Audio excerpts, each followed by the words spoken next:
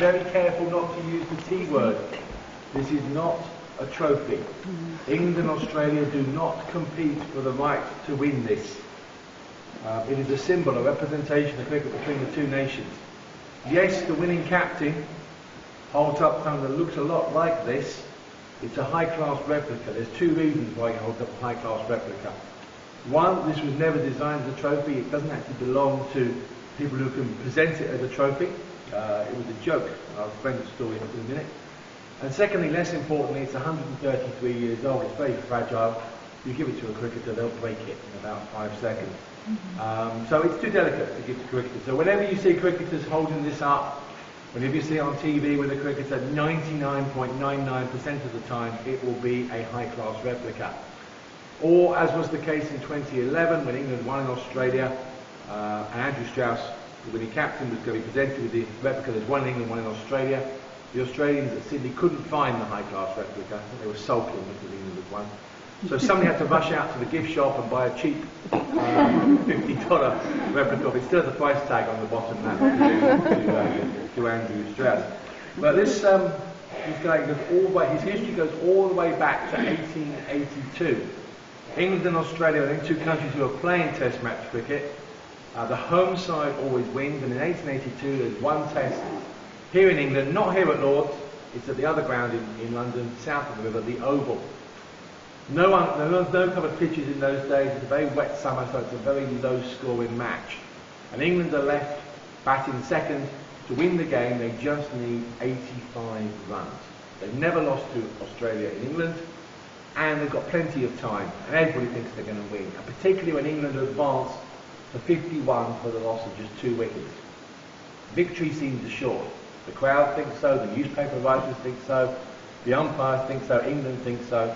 To be honest, probably the Australians think so as well. The only man in the ground who doesn't think England are going to win is perhaps the most important man in the ground. His name is Fred Spofford. He is Australia's best bowler. And he starts the ball very quickly and very accurately. He G's his team up, and England collapse. There's nothing new in England batting collapses. We've been doing it for 130 years. We collapse from 51 for 2 to 75 for 8. Pretty spectacular in my English standards. And we're left still 10 runs short of victory. By now the crowd are on the edge of their seats. One man, overcome by the tension, is taken to hospital with a suspected heart attack. One man has his umbrella. He's biting into the handle at the end of the game. He can't get his teeth out the handle. He has to go to hospital as well, have it surgically removed. England do score 2 more runs, and now they're just 8 runs short of victory, but the last 2 batsmen can't hold out. They're both clean bowled. Australia have won the match by 7 runs. A national sporting disaster for England. Obviously Australia are quite happy.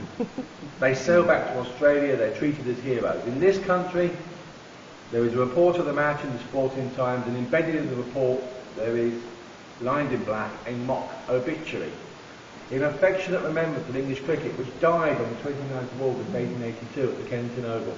The body will be cremated and the ashes taken to Australia for burial, solemnly remembered by a circle of friends and acquaintances. Rest in peace. It's a mock obituary, but it's a bit over the top. It's only a game of cricket after all. Some people are saying this is the way the English would deal with it, their sense of humour, to make a joke of what was regarded as a huge sporting setback. Other people, though, who've been researching it, they found that the man who wrote this article, the journalist who wrote it, his father and his brother were leading the campaign to have cremation legalised. It was being debated in Parliament.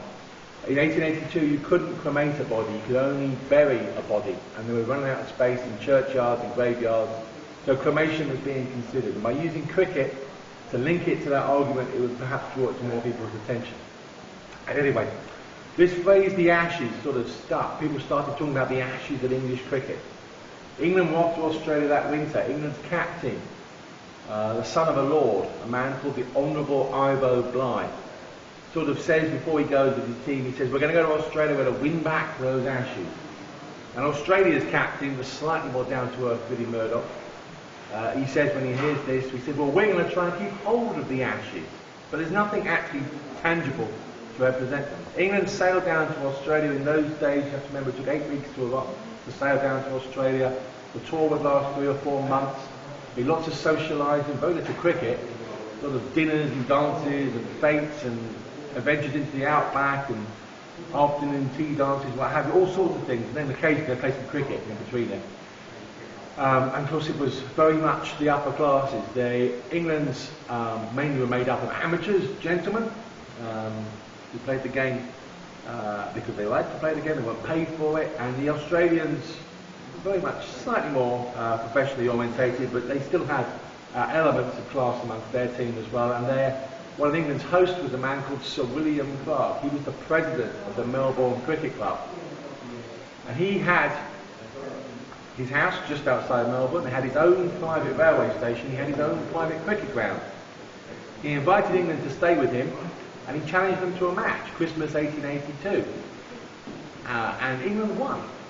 And Lady Clark, his wife, and her friends decided it would be fun to present England with some kind of memento to mark this occasion. So legend has it, one of these ladies found a perfume bottle, tipped out the perfume, down to the ground. The bale of the wicket is burnt, the ashes are put inside. At dinner that night, lots of speeches. Lady Clark gets up, turns to Ivo and says, "Here, Ivo, here are the ashes you came to Australia for," or words to that effect. It's a joke between an Australian lady and the England cricket captain. Everybody thought it was hilarious. He says thanks very much, puts it in his bag, forgets about it. We get into 1883, we play the test matches. 3 test matches in the series. Australia win the first, but England come back and win the next 2. They've done what Ivo said, they've won in Australia. At the end of the series, there's more dinners, more speeches. Lady Clark and her friends have been following the game very closely. She speaks to Ivo again. She says this little red urn that was presented as a joke at Christmas, they want to represent it, only this time they're going to paste on some stickers. The top one, the little one, says "The Ashes." The bigger one at the bottom is a poem that was written about Ivo and his team coming to Australia and was published in one of the newspapers, the Melbourne Punch, and they cut it out and stuck it on there as well. So this happens, it's represented to Ivo.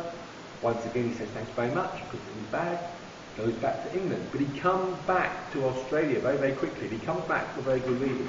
He comes back because he's met and fallen in love with an Australian lady, a lady called Florence Maundy. She's actually the music teacher of the Clark family children. So he comes back to Australia, he asks her to marry him, he marries her, they settle down in Australia.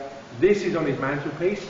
It reminds him, yes, he was the first England cricket captain to win a series in Australia, but more importantly, for him, it reminds him how he met his wife. And gradually this story gets forgotten. It's only 20 years later.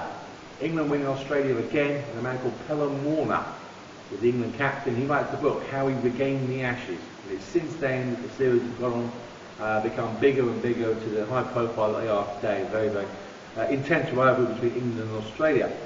By 1903, Ivo is back in England. His father has died. Ivo is now the new Lord Darnley. And as Lord Darnley, he spends a year in charge of the club here, president of the MCC. He's aware of the history and traditions of the club, the wide range of memorabilia and artefacts in the museum. He speaks to his wife and they agree that on his death they will bequeath his entire cricketing collection to the MCC. So when he dies in 1927, everything comes here to Lord. His equipment, his writings, his memorabilia, including this Ashes urn. Everybody knows what it is. It goes on display, first of all in the pavilion, then here in the museum.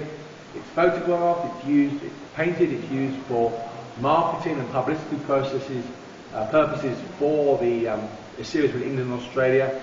But it's recognised, it's not a trophy, it's a symbol. It doesn't matter who wins, England or Australia, it always stays here.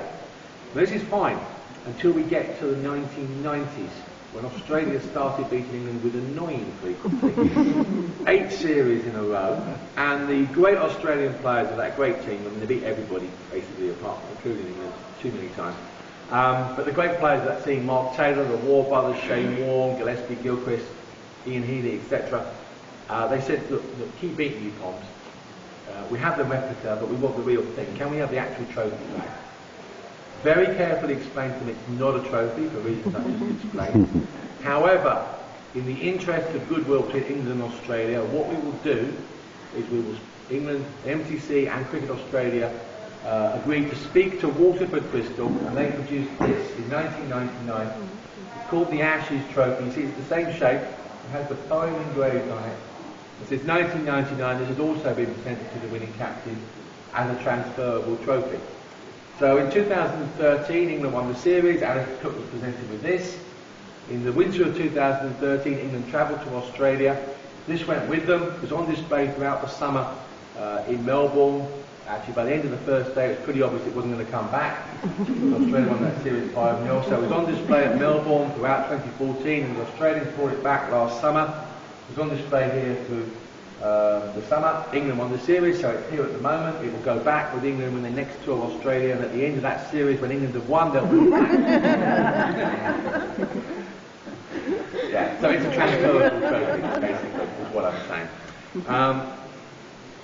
This, the original urn, 4.5 inches high, 125 grams, that's 2 Mars bars. Has only been back to Australia twice. It has been back to Australia on 2 occasions. It went back in 1988 to celebrate Australia's bicentenary, and it went back in 2006-07. Sponsors in the series down under persuaded the MCC to allow it to go on tour. So it was wrapped in cotton wool, had its own seating first class, flew down to Australia. Went on display at the various cricket grounds and museums. Some people we have on the tours have seen it. Anybody see it when it was down there? Some of the Australians have seen it, but not many people seem to have seen it. Anyway, it was seen by thousands of people. Suggestions in the English press, the Australians were going to kidnap it, hold it to ransom. I think this was to avoid talking about the cricket. That was another tour we came second on, that's all I'm going to say. But it came back here safely and is on display. We sometimes get asked, well, not particularly well guarded, it must be worth a fortune.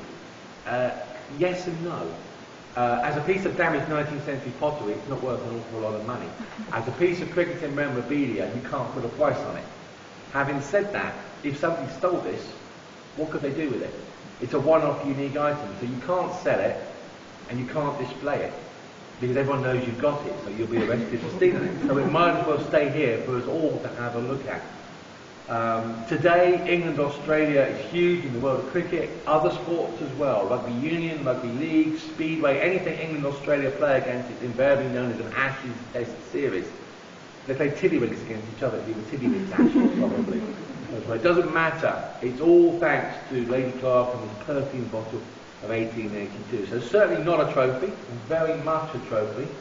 And just here in the other display case, this silver cup you probably all be looking at in a moment. This is certainly a trophy. This is the original Prudential One-Day World Cup.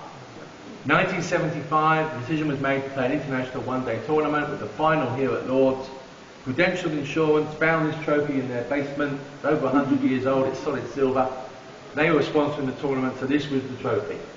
West Indies beat Australia in a very exciting final. 4 years later, we did it all again. Again, the Prudential sponsored. Again, the final was at Lord's. Again, West Indies reached the final. This time they smashed England in a fairly one-sided final. 4 years later, we do it all again. Again, the finals at Lord's. Again, Prudential sponsored the trophy. Again, West Indies are in the final. This time they're playing India. West Indies have fantastic stars in their team. Greenwich, Haynes, Richards, Lloyd, Marshall, Holding, Roberts. They're overwhelming favourites. They bowled India out for 183. Suggestion is they'll win. Viv Richards will get the runs by himself. India's captain is a 24-year-old all-rounder, a man called Kapil Dev.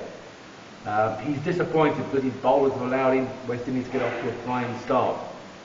Madan Lal, one of his bowlers, wants to bowl another over. Kapil Dev is reluctant, but he agrees. The first ball of Madan Lal's over is hit to the boundary for 4.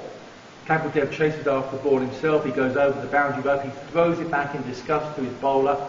He's angry that he was talking to letting him bowl another over, and he's in the wrong place where Madan Lal comes in to bowl.